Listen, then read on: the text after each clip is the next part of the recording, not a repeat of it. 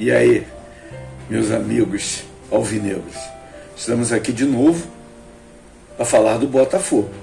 Não vou falar hoje, nesse momento, nesse vídeo, dos ídolos. Aliás, vou até falar, mas indiretamente. Mas tem assuntos mais importantes no momento para ser falado. Eu estou querendo discutir com alguns amigos alvinegros, e está aberto para todos os amigos alvinegros que quiserem colocar suas opiniões, que eu colocarei no programa, ok? Quer dizer, a grande novidade da semana, do dia de ontem e hoje, é a possível venda do jogador Savarino, o maior craque do Botafogo nesses 3 últimos anos. Um jogador que representa, vamos dizer, o Arrascaeta do Flamengo e outros jogadores. E ele está sendo cogitado de ser vendido por 6 milhões de euros, 44 milhões de reais mais ou menos. Eu acho isso uma coisa, se é verdade, isso é totalmente inexplicável. Como vender o maior craque do time, apesar de não estar bem no momento, por 6 milhões de euros? Qualquer jogadorzinho que o Flamengo, os Palmeiras, o próprio Cruzeiro, São Paulo vendem para o exterior, para a Europa, não saem por menos de 20 milhões de euros. O Gerson agora acabou de sair por 20 milhões de euros. E não é um craque como o Savarino. O Wesley foi vendido por 25 milhões de euros. Então não há explicação. Ou, duas hipóteses. Eu não quero aqui fazer acusações porque eu não tenho provas. Mas tem 2 hipóteses. Ou os 44 milhões de euros não são 44 milhões de euros, está sendo só anunciado isso por motivos que eu não sei. E isso lesa o Botafogo, porque se na verdade ele está sendo vendido por mais e só entra 44 no Botafogo, isso lesa o Botafogo. O presidente ganha 2 vezes, ganha pelas ações do Botafogo que ele tem e ganha o que não foi anunciado. E a outra hipótese seria vender realmente pelos 44 milhões de reais, 6 milhões de euros. Isso seria uma outra lesa ao Botafogo, porque vender um jogador como o Savarino por 6 milhões de euros é, no mínimo, incompetência. Ok? Então eu gostaria de saber, primeiro, a opinião dos meus amigos do Grupo Magia Alvinegra sobre isso. Orlando Menezes. Meus amigos, boa tarde. O que eu gostaria de falar é o seguinte: eu sempre falei que não gostava do tipo de gestão que está sendo desenvolvida pela SAF, ou propriamente pelo Sr. John Textor, que é a cada 6 meses trocar de elenco.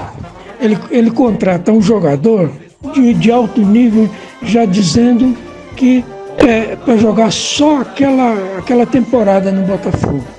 Foi assim com Almada, Luiz Henrique e os outros todos. Foi desfeito.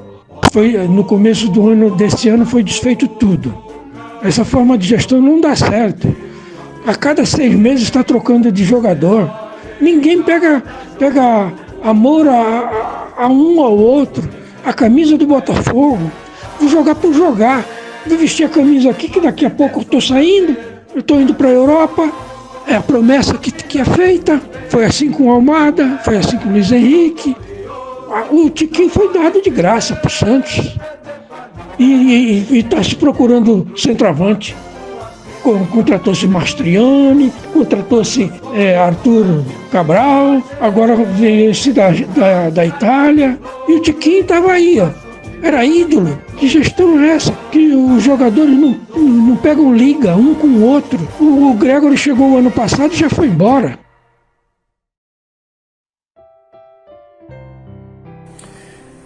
Na verdade, o ser humano é curioso.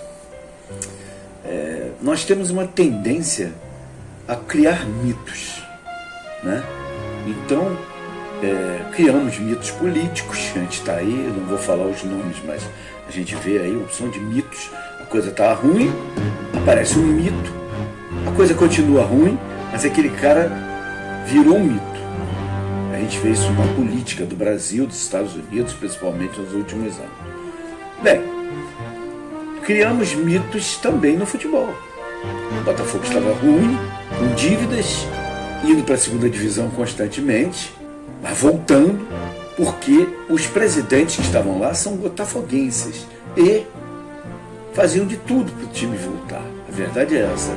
Os presidentes botafoguenses se esforçavam para o clube voltar. Até o Maurício Assunção, que foi tão criticado até internamente, o Durcécio agora inocentou. Ele não tinha má intenção, ele quis fazer o Botafogo maior, ele contratou Sidorf, Abreu, só que ele extrapolou no que gastou com o que entrava. Então o Botafogo ficou no vermelho, deixou de pagar os salários e acabou na segunda divisão. Mas aquele time de 2013 deu gosto, né? Deu prazer de ver jogar. E era do Botafogo Associativo, uma iniciativa nossa, interna. Seria muito bom se aparecessem caras como Moreira Salles e quisessem bancar o Botafogo como a Leila banca no Palmeiras, mas é palmeirense. Ela bota dinheiro, mas ela visa também ganhar esse dinheiro de volta, mas ela visa também que o clube dela seja campeão, tenha glórias, porque ela é palmeirense, ao contrário do Botafogo SAF agora, né? Então eu gostaria de saber a opinião de vocês também sobre isso, dos mitos que se cria, né? O Vitor Textor, um cara que veio de lá dos Estados Unidos, nada, um aventureiro financeiro, não é botafoguense e quer ganhar dinheiro só. Por sorte o Botafogo ano passado fez um timaço, ganhou o Brasileiro e a Libertadores e ele está vivendo disso e acho que ele pensa que vai viver disso os 20 anos de contrato que tem ainda com o Botafogo. Orlando Menezes.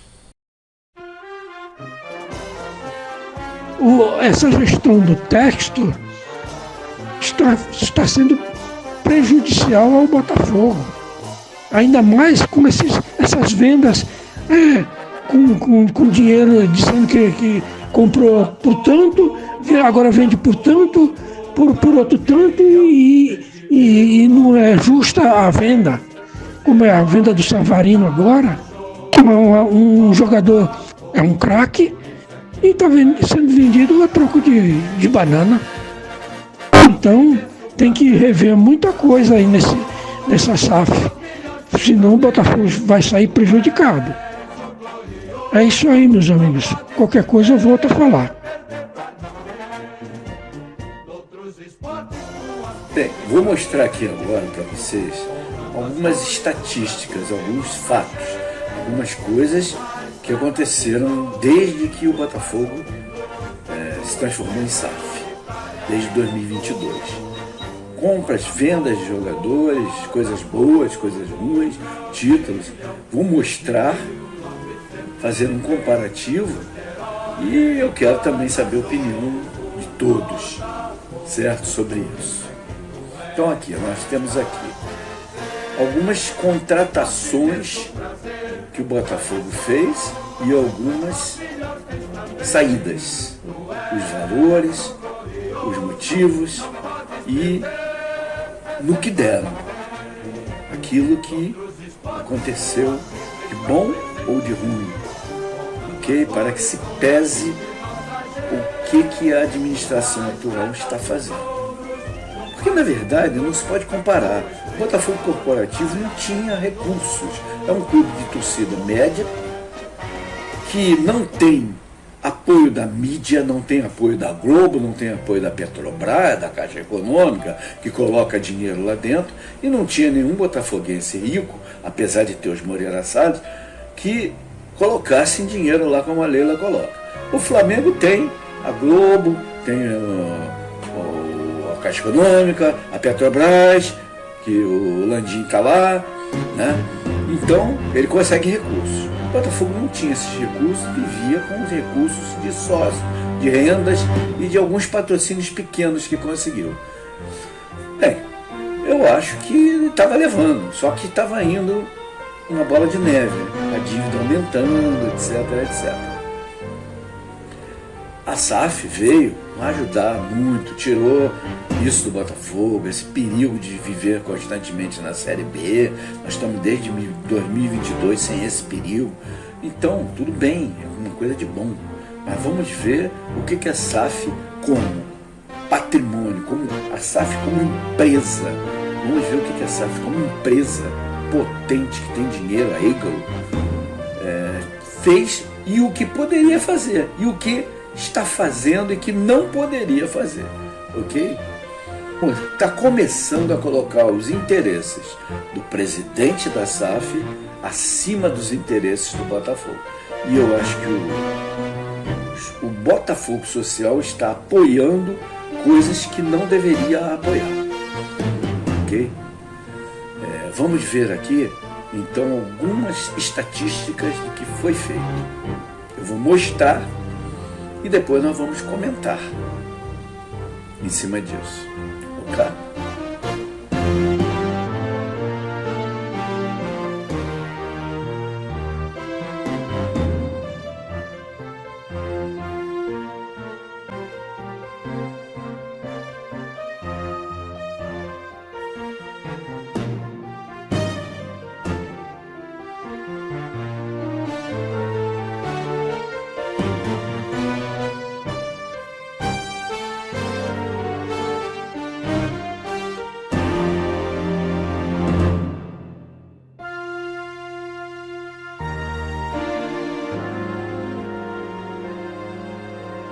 Álvaro Roberto.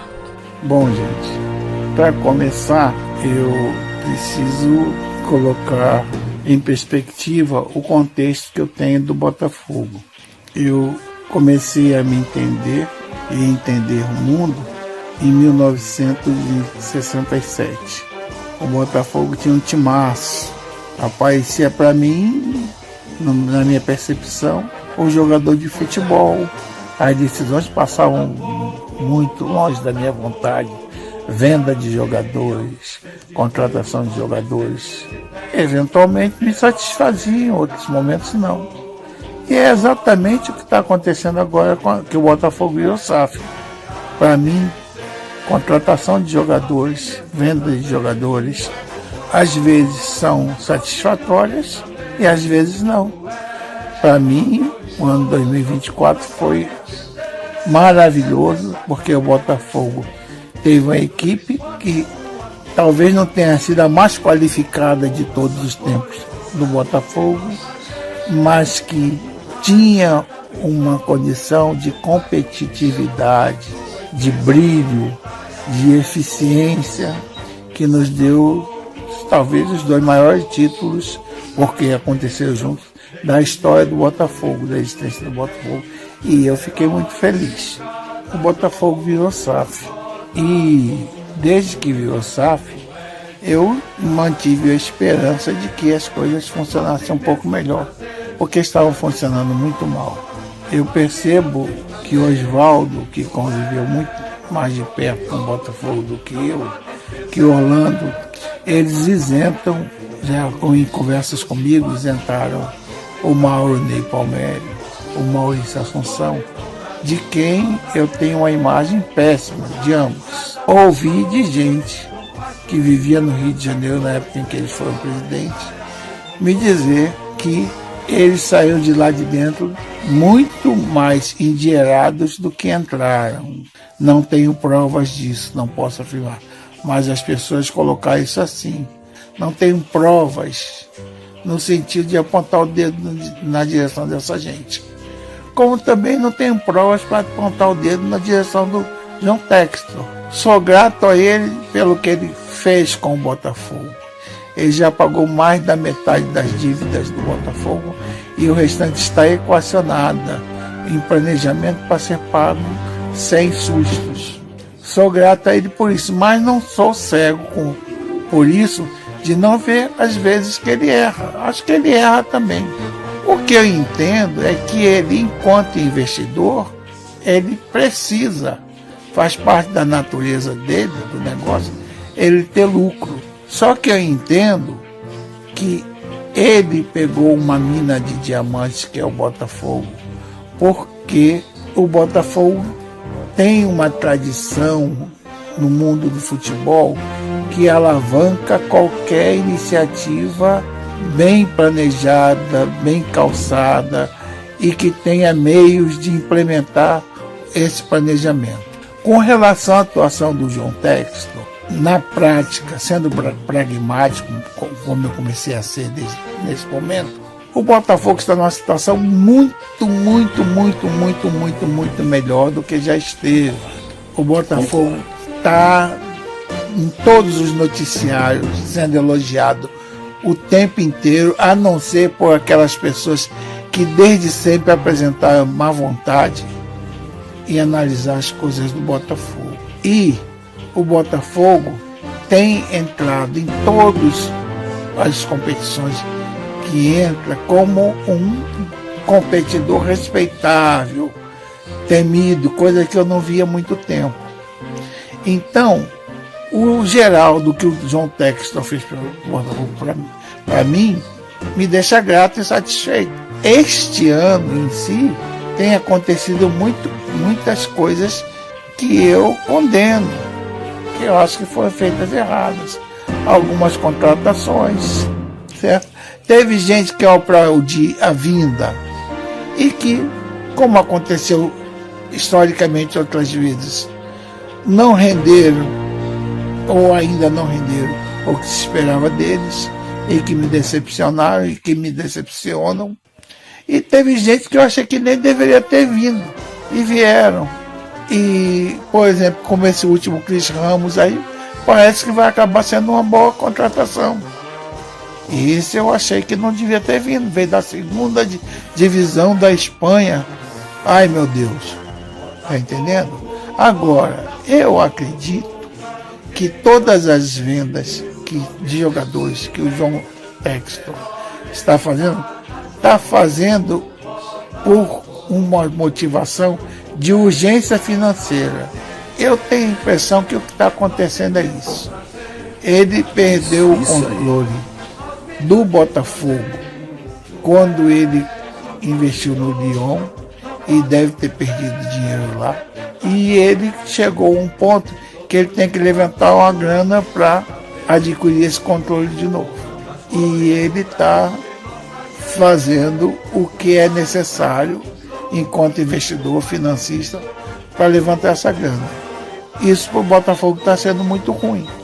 Mas só que mesmo assim, com todas as saídas de jogadores, o Botafogo ainda tem chance de ser campeão brasileiro, tem chance de vencer a Copa do Brasil e é o quinto colocado no Campeonato Brasileiro. E continua sendo tratado com respeito pelos adversários e pela crônica esportiva séria do mundo inteiro, certo? Então, eu acho que ainda não está na hora de baixar o pau no João Textor e achar e dizer que ele está de sacanagem com o Botafogo. Eu não tenho, como não tenho provas contra o Mauro nem Palmério, nem contra o Maurício Assunção, eu não tenho provas para dizer o João Textor é um bandido e está dando golpe no Botafogo, como alguns botafoguenses dizem. Só que eu acredito que essas pessoas não têm provas também para falar isso. Eles não gostam do cara, respeito o não gostar, mas não posso acompanhar uma postura de dizer assim, um cara é bandido, sem ter prova de que isso seja verdade. Eu respeito a opinião de cada um, mas eu não tenho como afirmar a mesma coisa. Quanto ao Savaíno, meu filho me avisou, triste ontem, que tinha sabido que o Savaíno estava vendido. Eu disse ao meu filho ontem, Alvinho, mas o Savaíno já disse que quer sair, ele falou que quer ir embora. Resultado, hoje o Savaíno voltou a repetir que quer continuar no Botafogo. Então, essas coisas a gente tem que ter muito cuidado. Já tinha gente metendo o pau no Savarino, dizendo até que ele estava fazendo corpo mole para ser vendido.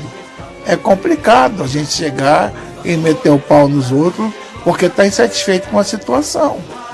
Eu acho que a gente tem que ter um pouquinho mais de cuidado, porque senão nossa palavra fica sem valer nada também. Valeu, Álvaro. Obrigado. Orlando Menezes. Meus amigos, só completando um raciocínio sobre a gestão do Sr. John Textor, eu acho o seguinte: ele prevê muito o lucro, né?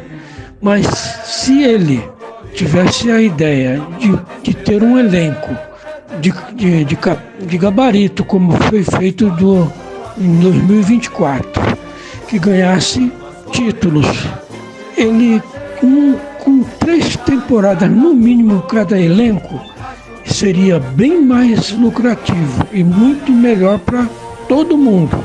A torcida ficaria contente porque teria título para comemorar. Ficaria contente porque teria um time que representasse bem a camisa do Botafogo. Não dá para contratar esses jogadores. Ele vem dizendo que são craques, mas são a meia boca. Jogadores a meia boca. E eu acho que a torcida deve se unir e protestar junto a eles próprios da SAF, dizendo que está tudo errado. E eles têm que melhorar, eles têm que mudar esse conceito de a cada 6 meses trocar de time. Isso não leva ninguém a nada. O Botafogo está caindo aos pedaços aí, arriscado a ficar em 9º, 10º lugar no campeonato. Não é do Botafogo que a gente quer. A gente quer um Botafogo que lute dispute os títulos, jogue futebol e dê alegrias para a torcida. Mostrar para eles que eles têm que fazer um elenco para durar no mínimo 3 temporadas. E é assim que os grandes times no Brasil e no mundo fazem. No mínimo 3 temporadas. Então, conseguir um time numa temporada e desfez de tudo. Aí não dá certo, né? Isso. Um abraço. Obrigado, Orlando. Bem, terminando, eu quero dizer que alguns outros jogadores foram contratados com valores baixos e até zero e foram dispensados por não interessar mais ao clube ou por estar em final de contrato, com salários acima do que o clube podia ou desejava pagar. Ou seja, custo-benefício. Posso citar alguns jogadores desses. Foi o Eduardo, o Lucas Fernandes, o Gabriel Pires, o Tietê, entre outros. Apesar de serem bons jogadores e a torcida gostar, mas estavam mais ou menos nesse caso. Agora, eu acho que isso é uma prerrogativa do clube, tudo bem. Agora, não pode enfraquecer o plantel e não contratar jogadores à altura. E outra coisa que até o nosso amigo Orlando acabou de falar é essa alta rotatividade, rotacionar o elenco em curto prazo, comprar e vender, porque isso tira a identificação do jogador com a torcida. A torcida não tem ídolos. E um clube, na verdade, faz a sua história com ídolos e não com mercenários. Ok? Bem, então tiramos nossas conclusões, falamos o que a gente acha e queremos saber agora nas respostas lá de quem vê, de quem for assistir esse vídeo, as opiniões, por favor. O que vocês acham, amigos alvinegros? Ok? Então, vamos nos despedir com aquelas saudações alvinegras. Não esquecendo do like e tchau!